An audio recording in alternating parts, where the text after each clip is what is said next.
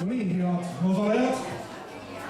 Isiklikult olen oluliselt vaesem, see tähendab seda, et raha on otsas, aga emotsioonide rikkus, võtan seda kui investeeringut parimaks ja paremaks eluks. Aitäh nende elamuste eest, aitäh nende kontaktide ja suhtlemise eest, see oli väga meeleolukas ja loomulikult ka hariv. Žüriil oli nuputamist ja maagilist kõvasti. Päris sisulised ja tihe vaidlus, mis tegelikult viis, ma arvan, et sihini. Tunnustust ja aplausi väärivad tänases päevas kõik. Et meie eripreemia läheb esmalt ettevõttele AMI.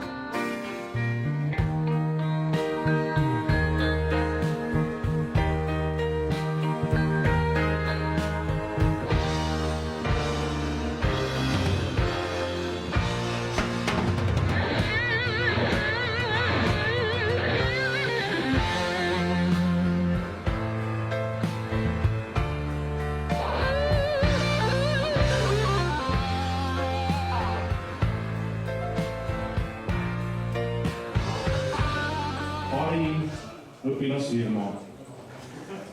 Ja see õpilasfirma ka köitis oma tähelepanu ja nad suutsid müüki teha isegi niimoodi, et ei pidanud suhtlema. Kogu väljapanek, aga kogu ka olemus oli selline, mis köitis ja võlus. Ja selle õpilasfirma edu, ma arvan, et saame ka kõik kuulda ja tunda, eelkõige maitsta. Parim õpilasfirma sellel aastal Papilla!